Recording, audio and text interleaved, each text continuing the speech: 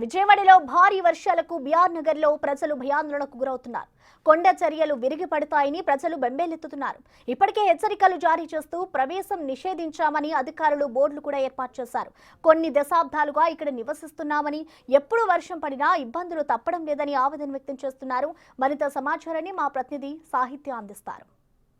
విజయవాడలో ఎడతెరిపిన వర్షాలు కురుస్తున్న నేపథ్యంలో బిఆర్ నగర్లో ఉన్నటువంటి ఏదైతే కొండ చర్యల దగ్గర నివసిస్తున్న ప్రజలందరికీ కూడా ఇబ్బందికరంగా మారిందని చెప్పొచ్చు. వెనకాల ఉన్న కొండ చర్యలన్నీ కూడా ఎప్పుడు విరిగి పడతాయా అని చెప్పి వాళ్ళందరూ భయాందోళనకు గురవుతున్న పరిస్థితి అయితే ఉంది.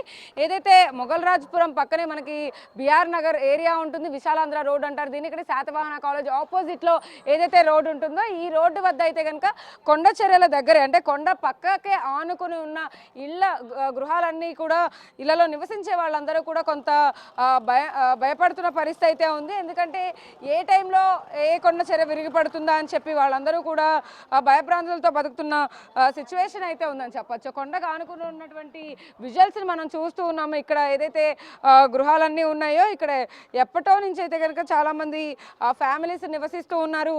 అయితే ఇక్కడ బోర్డు కూడా పెట్టిన పరిస్థితి.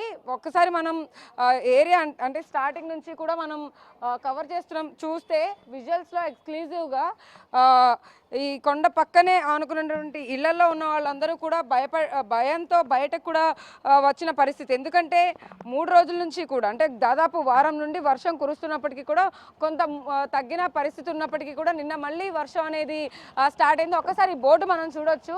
హెచ్చరిక బోర్డును కూడా ఇక్కడ పెట్టిన పరిస్థితి. విజయవాడ నగరపాలక సంస్థ హెచ్చరిస్తూ కూడా ఇటువైపు ఈ ఏరియాలో ఉన్న వాళ్ళందరికీ కూడా కొండ చర్యలు విరిగిపడే అవకాశం ఉన్న ప్రాంతం ఇది అంటూ కూడా ఇక్కడ ఇచ్చట ప్రవేశం నిషేధించడం జరిగింది అని బోర్డులను పెట్టారు.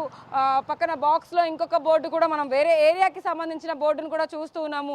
ఇక్కడ ఇళ్లలో నివసించే వాళ్ళందరూ కూడా కొంత భయపడుతూ ఉన్న పరిస్థితి అయితే ఉంది. చూడొచ్చు మనం ఇక్కడ చాలా క్లియర్గా మనకి ఈ కొండ పక్కనే అనుకున్నటువంటి చెట్టు మట్టి అంతా కూడా కనపడుతుంది.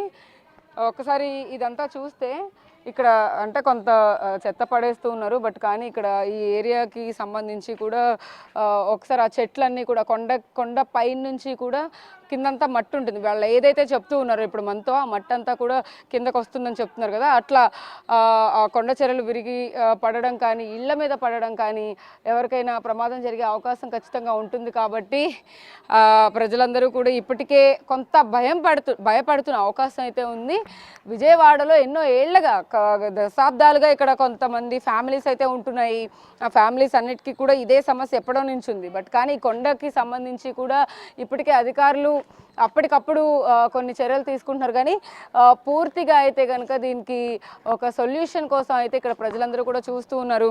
ఇప్పుడు వర్షం పడుతున్న పరిస్థితుల్లో ప్రస్తుతం ఎక్స్క్లూజివ్గా ఇక్కడ జనాభా అసలు ఎలా ఉంటున్నారు, ఎంత జాగ్రత్తలు తీసుకుంటున్నారు, ఆల్రెడీ హెచ్చరిక బోర్డు కూడా పెట్టిన పరిస్థితుల్లో చూడొచ్చు మనం. ఈ స్ట్రీట్ అంతా కూడా జనాలందరూ బయటకు వచ్చి దీని గురించి ఆబ్వియస్లీ వర్షం పడుతున్న పరిస్థితి అయితే ఉంది. రాత్రి నుంచి కూడా ఎడతెరిపిన వర్షం పడింది. ఇప్పుడు కొద్దిగా వర్షం ఆగిన నేపథ్యంలో వీళ్ళందరూ కూడా కొంత భయపడుతున్న అవకాశం అయితే ఉంది.